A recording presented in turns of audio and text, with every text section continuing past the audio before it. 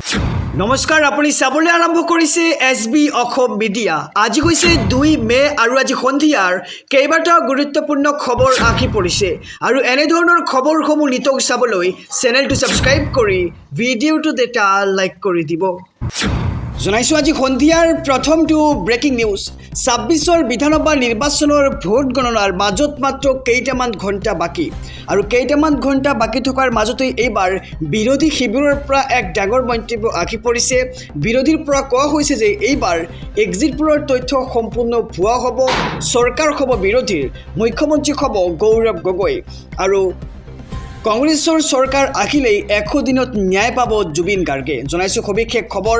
Exit pole মিছা খবৰ। ৰাজ্যত 4 মেত চৰকাৰ গঠন কৰিব বিৰোধীয়ে আৰু গৌৰৱ গগৈৰ নেতৃত্বই বিৰোধীৰ চৰকাৰ হ'ব অসমত আৰু বিৰোধী চৰকাৰ আহিলে 100 দিনৰ ভিতৰত ন্যায় পাব জুবিন গাৰ্গে। ফলাফলৰ পূৰ্বে চৰকাৰ গঠন কৰিমেই বুলি মন্তব্য এইবাৰ বিৰোধী শিবিৰৰ। আৰু আনফালে দেখিবলৈ পাইছোঁ যে এইবাৰ এক্সিট পোলত কিন্তু প্ৰতিটো সমীক্ষা মতেই বিজেপিয়ে চৰকাৰ গঠন কৰাৰ ইংগিত আমি লাভ কৰিছোঁ আৰু আনফালে অখিল গগৈয়ে কৈছে যে বিৰোধীয়ে চৰকাৰ গঠন কৰিব নোৱাৰে। আমি পৰৱৰ্তী খবৰত জনাই যাম যে অখিল গগৈয়ে বিৰোধী চৰকাৰ গঠন কৰাৰ সন্দৰ্ভত আকৌ কি নতুন মন্তব্য কৰিছে। মহানগৰীত বৈঠক পাতি প্ৰতিজন বিৰোধী নেতাৰ ডাঙৰ মন্তব্য আৰু সংবাদমেল।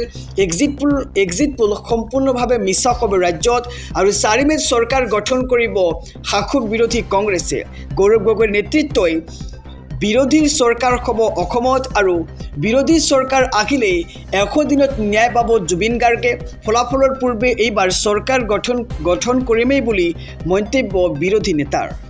জনাইছোঁ পৰৱৰ্তী খবৰ। এফালে বিৰোধী নেতাৰ ডাঙৰ মন্তব্য আৰু আনফালে অখিল গগৈৰ চেৰেণ্ডাৰ। অখিল গগৈয়ে মন্তব্য কৰিছে যে চৰকাৰ গঠন কৰিব নোৱাৰে বিৰোধীয়ে। নিৰ্বাচনী ফলাফলৰ পূৰ্বেই এইবাৰ চেৰেণ্ডাৰ অখিল গগৈৰ। চৰকাৰ গঠন কৰিব নোৱাৰা সন্দৰ্ভত কি মন্তব্য কৰিছে অখিল গগৈয়ে সেই সবিশেষ জনাইছোঁ আমাৰ সমুদৰ্শকক। ফলাফল ঘোষণাৰ পূৰ্বেই এইবাৰ চেৰেণ্ডাৰ কৰিলে অখিল গগৈয়ে। ডাঙৰ মন্তব্য কৰা অখিল গগৈয়ে এইবাৰ নিজকে চেৰেণ্ডাৰ কৰিছে। তেওঁ কৈছে যে বিৰোধীৰ ঐক্যৰ প্ৰচাৰ বহুত দুৰ্বল আছিল আৰু সময়ৰ অভাৱৰ স্বীকাৰোক্তি এইবাৰ অখিল গগৈৰ। প্ৰচাৰৰ ব্যৰ্থতা মানি এইবাৰ টিঙৰ পৰা নামিল অখিল গগৈয়ে আৰু পূৰ্বতে অখিল গগৈয়ে কৈছিল যে এক্সিট পোল একেবাৰে ভুৱা আৰু মিছা প্ৰমাণিত হ'ব, কাৰণ এক্সিট পোলত 2ৰ পৰা 4,000 মানুহৰ তাতে মন্তব্য থাকে যে কোনে চৰকাৰ গঠন কৰিব, কিন্তু অসমত 4ৰ পৰা 5 লাখ লোকে ভোটদান কৰিছে, কিন্তু এক্সিট পোল সম্পূৰ্ণ মিছা ওলাব। আমি খবৰ জনাইছোঁ যে নিৰ্বাচনী পৰ্যালোচনা বৈঠকত উপস্থিত হৈ এইবাৰ আত্মসমালোচনা অখিল গগৈৰ। ৰাজনৈতিক যুদ্ধৰ ফলাফলৰ আগতেই হাৰ মানিলে এইবাৰ বিৰোধী শিবিৰে। অখিল গগৈৰ মন্তব্যৰ পিছতেই এইবাৰ ৰাজ্যৰ ৰাজনীতি উত্তাল হৈ পৰিছে, কিয়নো অখিল গগৈৰ 2টা মন্তব্য এইবাৰ জোকাৰি গৈছে ৰাজ্যৰ ৰাজনীতি।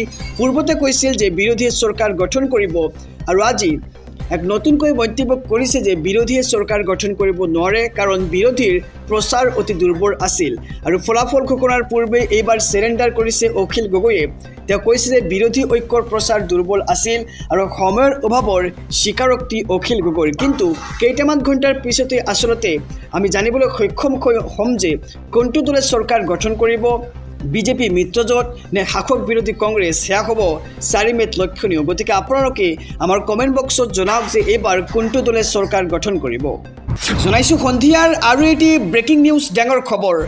4 মেত 26ৰ বিধানসভা নিৰ্বাচনৰ ভোট গণনা আৰু 4 মেৰ দিনাই ঘোষণা কৰা হৈছে ড্ৰাই ডে। এই মুহূৰ্তৰ খবৰ জনাইছোঁ প্ৰশাসনৰ নিয়ম উলংঘা কৰিলে লোৱা হ'ব কঠোৰ ব্যৱস্থা। 4 মেত ড্ৰাই ডে ঘোষণা কৰা হৈছে। প্ৰশাসনৰ নিয়ম উলংঘা কৰিলে লোৱা হ'ব কঠোৰ ব্যৱস্থা। জিলাই জাৰি কৰা হৈছে নিৰ্দেশনা। বিধানসভা নিৰ্বাচনৰ বাবে সুৰা বিক্ৰী আৰু সৰবৰাহৰ ওপৰত নিষেধাজ্ঞা আৰোপ কৰি ড্ৰাই ডে ঘোষণা কৰা হৈছে 4 মেৰ দিনটো। আৰু ভোট গণনা প্ৰক্ৰিয়া শেষ নোহোৱা পৰ্যন্ত সুৰা বিপণীসমূহে বিক্ৰী কৰিব নোৱাৰিব কোনো ধৰণৰ সুৰা আৰু সকলো বিলাতী সুৰা আৰু দেশী সুৰাৰ পাইকাৰী গুদাম, হোটেল তথা ক্লাবসমূহ এই সময়ছোৱাত বন্ধ ৰখাৰ নিৰ্দেশ জাৰি কৰা হৈছে। এই নিৰ্দেশ অমান্য কৰিলে গ্ৰহণ কৰা হ'ব কঠোৰতম ব্যৱস্থা আৰু বিধানসভা নিৰ্বাচন অবাধ আৰু নিৰপেক্ষভাৱে সম্পন্ন হোৱাৰ ক্ষেত্ৰত যোৰহাট জিলা প্ৰশাসনৰ এই পদক্ষেপ আমি জনাইছোঁ নিৰ্বাচনৰ সময়ত সুৰাৰ অবৈধ প্ৰচলন ৰোধ কৰিবলৈ জিলাখনত জাইদি ঘোষণা কৰা হৈছে। যোৰহাট তথা বৰপেটা জিলা আয়ুক্তৰ কাৰ্যালয়ৰ আবকাৰী শাখাৰ পৰা জাৰি কৰা হৈছে এই গুৰুত্বপূৰ্ণ নিৰ্দেশনা। জনাইছোঁ পৰৱৰ্তী খবৰ। 4 মে'ত বিধানসভা নিৰ্বাচনৰ ভোট গণনা শান্তি শৃংখলা বজাই ৰাখিবলৈ জাৰি কৰা হৈছে নিৰ্দেশনা আৰু কি কি নিৰ্দেশনা মানি চলিব লাগিব জনসাধাৰণে। জনাইছোঁ সবিশেষ খবৰ। ভোট গণনাৰ বাবে সাজু হৈছে এইবাৰ জিলা প্ৰশাসন। মাজত মাত্ৰ কেইটামান ঘণ্টা 4 মে'ত ঘোষণা কৰা হ'ব 26ৰ বিধানসভা নিৰ্বাচনৰ ফলাফল আৰু ভোট গণনা স্বচ্ছ আৰু সুচাৰুৰূপে সম্পন্ন কৰিবলৈ জাৰি কৰা হৈছে কেইবাটাও নিষেধাজ্ঞা। বিধানসভা নিৰ্বাচনৰ ভোট গণনাৰ পৰিপ্ৰেক্ষিতত শান্তি শৃংখলা বজাই ৰখাৰ নিৰ্দেশনা জাৰি কৰা হৈছে। ভোট গণনা সম্পূৰ্ণ নোহোৱা পৰ্যন্ত ভোট গণনা কেন্দ্ৰৰ চৌহদত শ্লোগান নিষিদ্ধ আৰোপ কৰা হৈছে আৰু গণনা কেন্দ্ৰৰ ভিতৰত কোনো ৰাজনৈতিক দল বা প্ৰাৰ্থীয়ে ব্যৱহাৰ কৰিব নোৱাৰিব লাউডস্পিকাৰ। গণনা কেন্দ্ৰৰ পৰা 1 কিলোমিটাৰ ব্যাসাৰ্ধৰ ভিতৰত লাঠি, পতাকাৰ দণ্ড লগতে আগ্নেয়াস্ত্ৰ কঢ়িওৱা আদি সামগ্ৰী একেবাৰে নিষিদ্ধ কৰা হৈছে। ৰাজহুৱা স্থানত ফটকা ফুটোৱা সম্পূৰ্ণৰূপে নিষিদ্ধ ঘোষণা কৰা হৈছে। ফলাফল ঘোষণাৰ পিছত জিলাৰ দণ্ডাধীশৰ আগতীয়া অনুমতি অবিহনে উলিয়াব নোৱাৰিব কোনো ধৰণৰ বিজয় সমদল বা ৰেলী। যোৰহাট জিলা দণ্ডাধীশৰ কাৰ্যালয়ৰ পৰা জাৰি কৰা হৈছে এই বিশেষ নিৰ্দেশনা। ভাৰতীয় নাগৰিক সুৰক্ষা সংহিতা BNSSৰ 163 ধাৰাৰ অধীনত জাৰি কৰা হৈছে এই নিৰ্দেশনা আৰু ভোট গণনাৰ বাবে সাজু হৈছে এতিয়া জিলা প্ৰশাসন। ভোট গণনা স্বচ্ছ আৰু সুচাৰুৰূপে সম্পন্ন কৰিবলৈ জাৰি কৰা হৈছে এই নিষেধাজ্ঞা। বিধানসভা নিৰ্বাচনৰ ভোট গণনাৰ পৰিপ্ৰেক্ষিতত শান্তি শৃংখলা বজাই ৰখাৰ আহ্বান। মাজত মাত্ৰ কেইটামান ঘণ্টা 4 মে'ত ভোট গণনা হ'ব 26ৰ বিধানসভা নিৰ্বাচনৰ আৰু আপোনাৰ মতে এইবাৰ কোনটো দলে চৰকাৰ গঠন কৰিব সেয়া জনাব পাৰে আমাৰ কমেণ্ট বক্সত। আৰু ভোট গণনা সম্পূৰ্ণ নোহোৱা পৰ্যন্ত ভোট গণনা কেন্দ্ৰৰ চৌহদত শ্লোগান নিষিদ্ধ আৰোপ কৰা হৈছে। জনাইছোঁ আৰু এটি ব্ৰেকিং নিউজ ডাঙৰ খবৰ। আজি জুবিন গাৰ্গৰ মেনেজাৰ সিদ্ধাৰ্থ শৰ্মাৰ জামিন আবেদনৰ চূড়ান্ত ৰায়দান আছিল, কিন্তু বিশেষ কাৰণত ন্যায়াধীশ ছুটীত থকাৰ বাবে নহয় আজি শুনানি। এই মুহূৰ্তৰ খবৰ জনাইছোঁ বিশেষ কাৰণত ন্যায়াধীশ ছুটীত থকাৰ বাবে নহয় শুনানি। জুবিন গাৰ্গৰ মেনেজাৰ সিদ্ধাৰ্থৰ জামিন আবেদনৰ ৰায় স্থগিত ৰখা হৈছে আজি আৰু আদালতে শীঘ্ৰে নিৰ্ধাৰণ কৰিব পৰৱৰ্তী তাৰিখ। সিদ্ধাৰ্থৰ জামিন আবেদনৰ চূড়ান্ত ৰায়দানৰ কথা আছিল আজিৰ দিনটোত আৰু আজি চাৰ্জ ফ্ৰেমক লৈ আদালতত লিখিত যুক্তি দিছে সিদ্ধাৰ্থৰ অধিবক্তাই আৰু শ্যামকানু মহন্তেও দাখিল কৰিব লিখিত যুক্তি। আজি শুনানি নহয় জুবিন গাৰ্গৰ হত্যাৰ গোচৰৰ বিশেষ কাৰণত ন্যায়াধীশ ছুটীত থকাৰ বাবে নহয় শুনানি। জনাইছোঁ আৰু এটি ব্ৰেকিং নিউজ ডাঙৰ খবৰ। অহা 4 মে'ত ঘোষণা কৰা হ'ব 26ৰ বিধানসভা নিৰ্বাচনৰ ফলাফল আৰু এক্সিট পোল প্ৰকাশ পোৱাৰ পিছতেই বিৰোধীৰ মাজত লাগিছে হাহাকাৰ। ৰাজনৈতিক পট পৰিৱৰ্তনৰ দিশত আগবাঢ়িছে নেকি এইবাৰ 26ৰ বিধানসভা নিৰ্বাচনৰ ফলাফল। গতিকে আমি সবিশেষ খবৰ জনাইছোঁ। জনতাৰ নিৰ্ণয় ভোট গণনালৈ সাজু হৈছে জিলা প্ৰশাসন। মুকলি কৰা হৈছে দুটাকৈ বিশেষ হেল্পলাইন নম্বৰ। সবিশেষ খবৰ জনাইছোঁ ভোট গণনালৈ সাজু হৈছে জিলা প্ৰশাসন। মাজত মাত্ৰ দুটা দিন 4 মে'ত ঘোষণা হ'ব 26ৰ বিধানসভা নিৰ্বাচনৰ ফলাফল আৰু মুকলি কৰা হৈছে দুটাকৈ বিশেষ জৰুৰী ফোন নম্বৰ। যোৰহাট জিলা আয়ুক্তৰ কাৰ্যালয়ত 24 ঘণ্টা নিয়ন্ত্ৰণ কক্ষ আৰু কল চেণ্টাৰ স্থাপন কৰা হৈছে।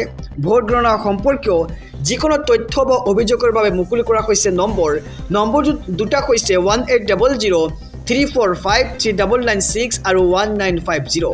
ভোট গণনা প্ৰক্ৰিয়া স্বচ্ছ আৰু সুচাৰুৰূপে পৰিচালনা কৰিবলৈ এইসমূহ নম্বৰ মুকলি কৰা হৈছে। লগতে 4 মে'ৰ ভোট গণনাক লৈ কঠোৰ নিৰ্দেশনাও জাৰি কৰা হৈছে। হাইটেক কাৰ্ড অবিহনে সোমাব নোৱাৰিব গণনা কক্ষত।